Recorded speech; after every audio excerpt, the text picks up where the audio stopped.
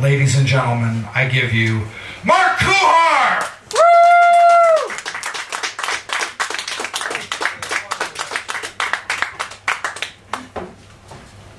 No idea how he found out all that about me. We do our research. God, the internet is just, it's sinister how much you can find out about people. Sometimes we find it out from the internet, and then we put it on there beforehand. It's kind of this sort of time shift. Part about the looking in mirrors, it's uncanny.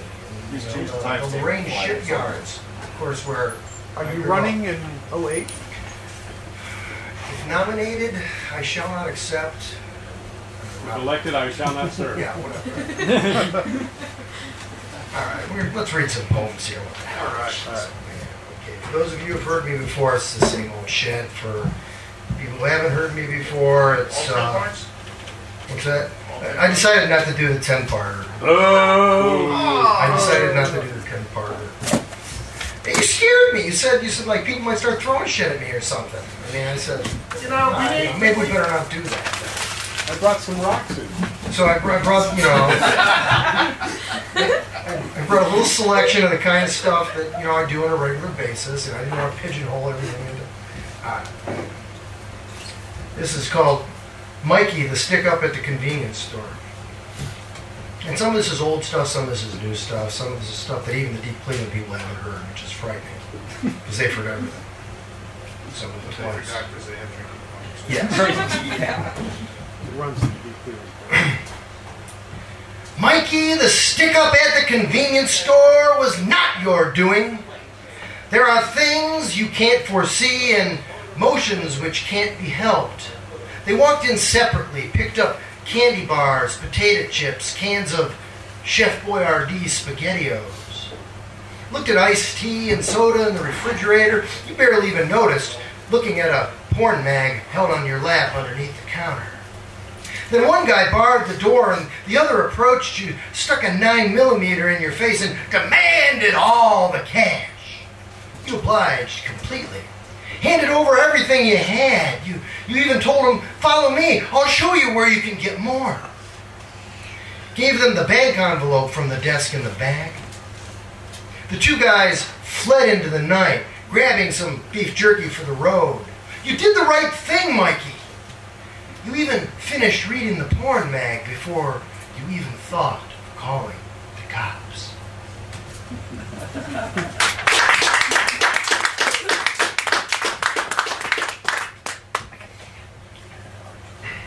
Shotgun blast on rye, no mayo. You, my friend, are an asshole. Rammed a shotgun in your mouth, the mouth that would never shut up, the one that let out that maniacal laugh. You sat cross-legged on the floor and you pulled the trigger, man. Buckshot for lunch. A gunpowder sandwich. Shotgun blast on rye.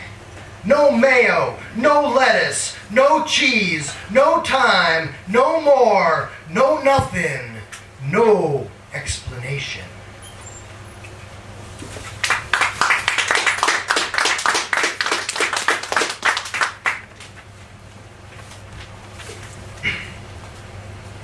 Speaking of guns, this is called A Gun, These Words Speaking.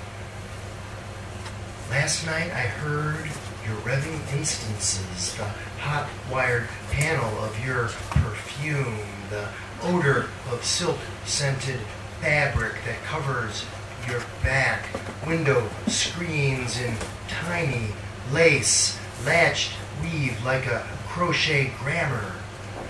We apply to the math of this modality the faith of your convictions like hot liquor that possesses our mutual seduction. These gilded rhythms strain beneath the weight of thin tomorrows, hot and etherized, moving, alive, these words speaking.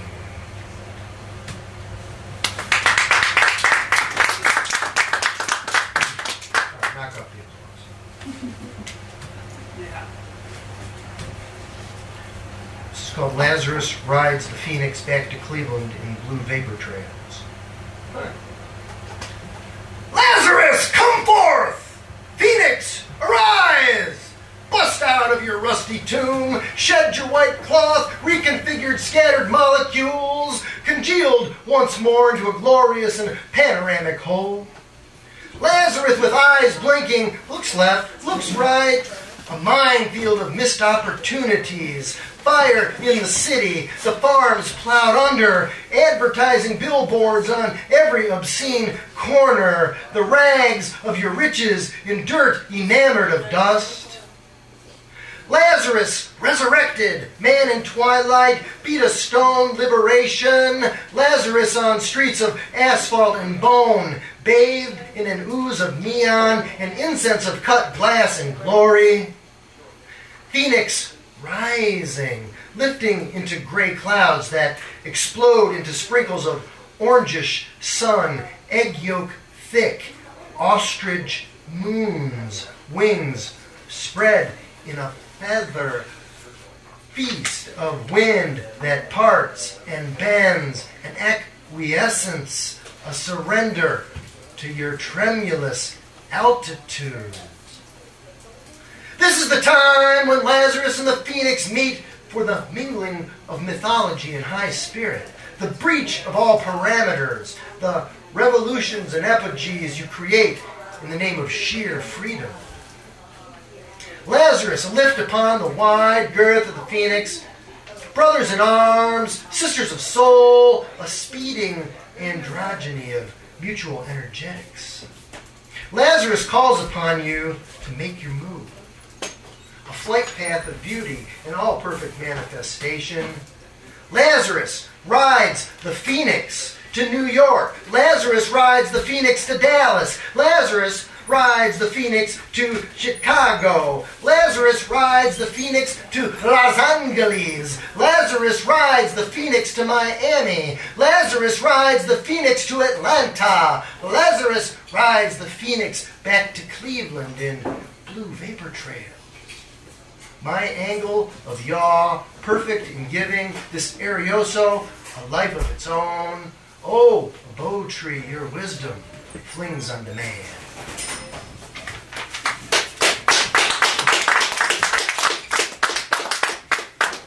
What the hell was that?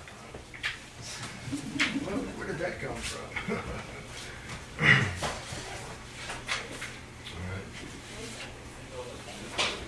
This is called I Watch You Like a Traffic Accident. It's a very serious poem. Spiritual poem. Highly spiritual. Of course, everything I write is highly spiritual. Because poetry is spiritual. You can chop down compassionate forests, sleepwalk at midnight, crash your car into the lonely vacuum of lost row houses, emit a signal like the distant beeping of radio towers, stare for long hours at sunsets that hang nervously over treacherous horizons, forge red money and mottled coins in the basement of your zinc twilight, connect wires that stutter ignition to life in dank parking lots, to complain about the nice weather, open all the doors and windows to let light and air inside the dwellings of your questionable logic. Oh baby, I watch you like a traffic accident, not turning away when I know I should, slowing down, backing up cars for miles and miles and miles.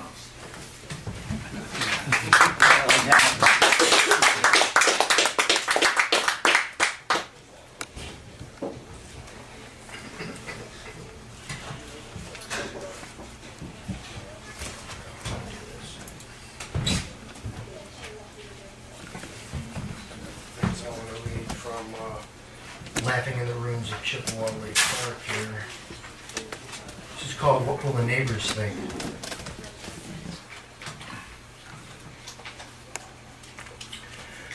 I'm having a 2-ton metal hamburger delivered and dropped into my front yard at 860 Shorewood Drive tomorrow All the shutters come off the house to be replaced with elephant ears.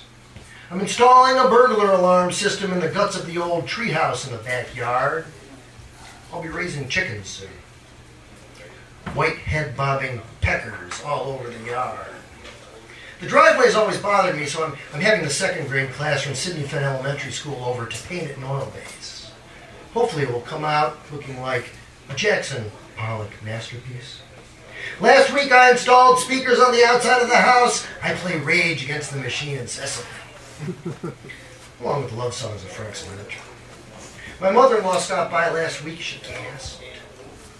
"What will the neighbors think?" she said. "I don't really give a rooty toot-toot.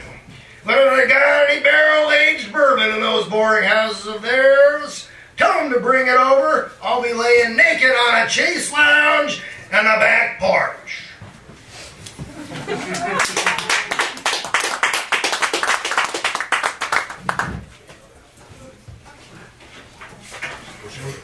I live down in Medina. Sometimes this is what we do for entertainment. This is called, well, no, we don't do poetry now, unfortunately. This is called Knife Fight at the Dragon Buffet. Deep platters of wushu chicken, beef teriyaki, egg rolls, white rice, and something that looks like vegetables, and meatballs sit steaming beneath heat lamps. Dinner hour at the Dragon Buffet. What's a madhouse? People pushing their way towards the soggy food. Heads turn when there is a ruckus in the kitchen. The sound of plates crashing against the greasy floor. The double doors fly open, and two grill cooks burst through, screaming at each other in frantic Chinese. One holds his side, a stain of red wetting his wet undershirt. He slashes at the air with a chopping knife. And the other cook jabs at him like one of the Three Musketeers. An older Chinese man comes running, bellows at them. The one with the blood stain hightails it out the front door, and the other starts a screaming match with the older man. The rest of us go back to what we did. As if a knife fight at the Dragon Buffet is the most normal thing in the world on a Thursday night here in the American Midwest.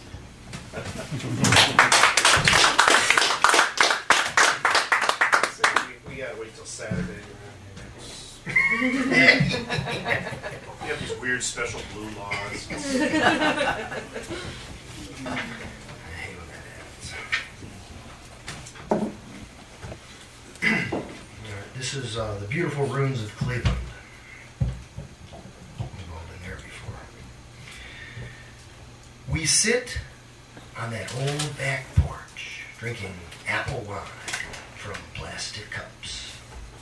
In a summer where nothing really matters, and Alex Bevan sings Skinny on the radio. And there is no other radio station but WMMS. And it's 1978, and you laugh like a clear-eyed child, and evening's blanket drops onto the city. And I hear car tires on the red brick street and yells from the basketball court up the block. We could be fishing on a boat on Lake Erie. We could be in a smoky bar in the flats. We could be cruising down Lakeshore Boulevard with the top down and cigarette ashes flying. But instead, we sit on that old back porch and listen to Alex Bevan sing Skinny here in the beautiful ruins of Cleveland. And everything is right with the world.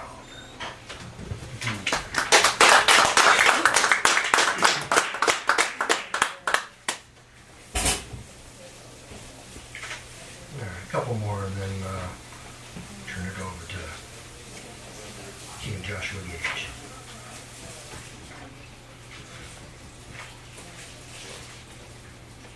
All right, two more. This is called Byzantine Chant Maker of the Towering Ages. Suspended over mid-America in vast cloud cover air storms, above long furrows of dirt sprinkled with the cream of ages, it occurs to me that What I touch is mere frozen vibration, the lost byproduct of a dream congealed. And I am a dreamer, and this is the dreaming. And that is a dream. And dreaming can't manifest without the dreamer, without this dream. A harrowing thunder of hours, the hot things that become me, the visions that will transpire, an ogre of restlessness crowns this dire anxiety. A breathing that comes in great heaving huffs, this ocean of breath, the possession of apt breath, the acres of breathing, possible cross currents, jacked up like a cracked axle, greased breath, inflation breath, explode breath. Across snow-jangled forest floors, a three-legged dog ambles, the snap of frozen twigs, the thick rustle of fallen leaves, crusted with ice, the territory of the lost bird, this map of consciousness, this yellow fog of time. My thoughts predate me, my memories fall into place, my paths grow arms that point multiple directions like a thousand-armed Shiva. In winter the grass is green beneath the white cotton cloth, snow remnants that arise through the surface in a fertile growth. Over these things I pass, like a Byzantine chant maker of the towering ages, walking streets where the walking empowers the streets. The triangle halo of my ancient tonal connection, the oasis of my orbit around you. And you walking upon the water where the walking empowers the water. Your message is a swarm of love, your tactics a gift of the summer salt cosmos. Three trees sprouting from the earth like pitchfork tines either turn the hay in harvest fields or plunge it in deep.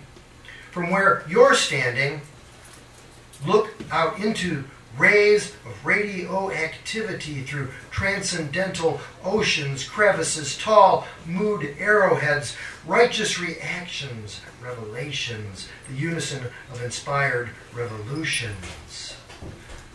This turning that turns for me and me only, the enfant terrible of my regard.